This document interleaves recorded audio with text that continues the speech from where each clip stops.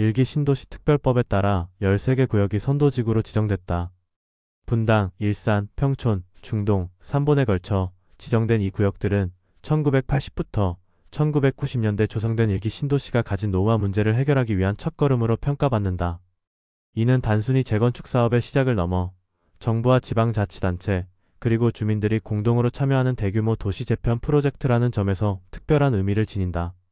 이러한 긍정적인 전망에도 불구하고 재건축 사업에는 여전히 많은 과제가 산적해 있다. 특히 추가 분담금, 이주 대책, 공공기여와 같은 요소들은 선도지구 선정 이후 본격적으로 논의되며 투자자와 주민들에게 중요한 변수로 작용할 것이다. 재건축, 선도지구 지정의 기회와 한계를 살펴보자. 재건축은 단순히 오래된 아파트를 새로운 건축물로 바꾸는 것을 넘어 도시의 구조와 기능을 새롭게 설계하는 작업이다. 이번 일기 신도시 특별법은 이러한 재건축 과정을 지원하기 위해 정부가 직접 나서서 행정적, 금융적, 그리고 제도적인 기반을 마련했다.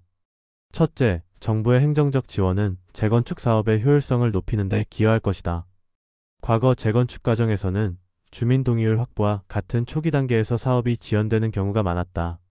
하지만 이번 특별법에서는 전자동의 플랫폼을 도입해 주민들의 의견 수렴 과정을 간소화하고 불필요한 갈등을 줄이려는 노력을 기울이고 있다.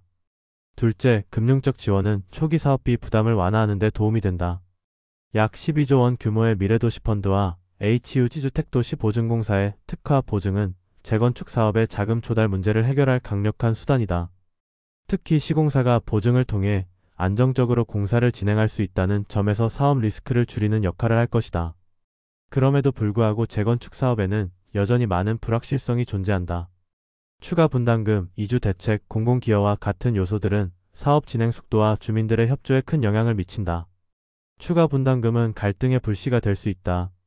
재건축에서 가장 민감한 문제 중 하나는 추가 분담금이다. 이번 선도지구 지정 과정에서도 정부와 주민 간의 가장 큰 쟁점은 예상 추가 분담금에 대한 정확한 산출이었다. 재건축 사업이 진행되면서 예상치 못한 비용 증가가 발생할 경우 주민들이 부담해야 할 금액은 늘어나게 된다. 이는 사업에 대한 주민들의 불만과 갈등을 유발할 수 있다. 특히 분당과 평촌처럼 대규모 아파트 단지가 많은 지역에서는 이러한 문제가 더욱 두드러질 가능성이 크다. 과거 사례를 보면 추가 분담금 문제가 재건축 사업의 지연 요인이 된 경우가 적지 않다. 예를 들어 강남권의 일부 재건축 단지에서는 공사비 증대로 인해 주민들이 사업 철회를 요구하거나 사업이 지연되는 사례가 발생했다. 따라서 투자자들은 해당 지역의 추가 분담금 산정 방식과 이를 둘러싼 갈등 가능성을 면밀히 살펴야 한다. 이주 대책 역시 단기적 임대 시장에 혼란을 줄 수 있다. 재건축은 필연적으로 이주를 동반한다. 선도지구로 지정된 구역에서는 약 36,000세대가 재건축 대상에 포함되는데 이들의 이주 수요는 지역 임대 시장에 즉각적인 영향을 미칠 것이다. 분당이나 평촌처럼 대규모 단지가 밀집한 지역에서는 임대료 상승이 불가피하다. 특히 이주 대책이 명확하지 않거나 임시주거 시설이 부족할 경우 단기적으로 해당 지역의 임대 시장은 큰 혼란을 겪을 수 있다. 이러한 상황은 투자자들에게 두 가지 기회를 제공한다. 첫째, 임대 수요 증가로 인해 전세나 월세 수익률이 높아질 가능성이 있다. 둘째, 이주가 완료된 후 재건축이 완료되기까지의 공백 기간 동안 지역 내 신축 주택의 희소성이 부각될 것이다. 하지만 이주 수요를 활용한 투자는 지역별 시장 상황과 수요 공급의 균형을 꼼꼼히 분석해야 성공 가능성이 높다. 공공기여는 비용과 혜택의 딜레마가 된다. 재건축 사업에서는 공공기여가 필수적이다. 개발 이익의 일부를 사회에 환원하는 방식으로 공원 조성이나 도로 확장, 공공시설 건설 등이 포함된다. 이번 일기 신도시 특별법에서도 공공기여는 주요 요소로 언급됐으며 정부는 이를 통해 사업의 사회적 정당성을 확보하려 한다. 문제는 공공기여가 늘어날수록 개발 비용이 증가한다는 점이다. 이는 추가 분담금과 직결되며 개발 이익을 일부 상쇄할 수 있다.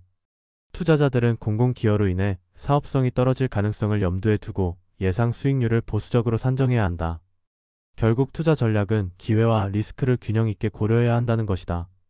일기 신도시의 선도지구 지정은 장기적으로 부동산 시장에 긍정적인 영향을 미칠 것으로 보인다.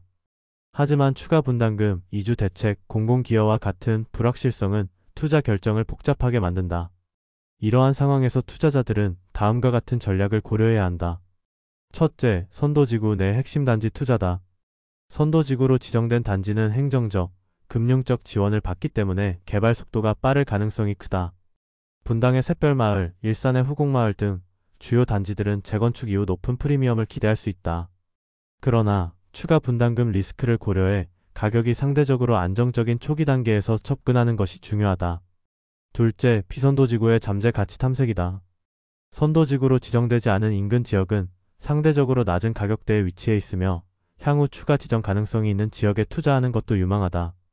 예컨대 분당의 목련마을이나 일산의 정발마을처럼 기존 논의가 있었던 지역은 추가 지정 가능성이 높다. 셋째, 단기적 임대 수익 활용이다. 이주 수요가 증가하는 시점을 활용해 임대 가능한 주택에 투자하는 것도 좋은 전략이다. 특히 전세나 월세 수익률이 높은 지역은 단기적으로 안정적인 현금 흐름을 제공할 수 있다. 넷째, 공공기여와 비용 구조 분석이다. 공공기여로 인한 비용 상승 가능성을 면밀히 분석해야 한다. 사업성이 떨어질 수 있는 단지보다는 공공기여 부담이 상대적으로 적은 소규모 단지에 관심을 두는 것이 유리할 수 있다. 일기 신도시의 재건축은 한국 부동산 시장에서 가장 중요한 프로젝트 중 하나로 선도지구 지정은 그 첫 단추를 꿰는 과정이다. 정부의 강력한 지원과 체계적인 계획은 긍정적이지만 추가 분담금, 이주 대책, 공공기여와 같은 현실적인 문제는 여전히 남아있다. 투자자들은 기회와 리스크를 면밀히 분석해 전략을 세워야 하며 장기적인 관점에서 신중하게 접근해야 한다. 재건축은 단기적 수익을 기대하기보다는 도시의 재편과 함께 장기적인 가치를 추구하는 투자 형태라는 점을 잊지 말아야 한다.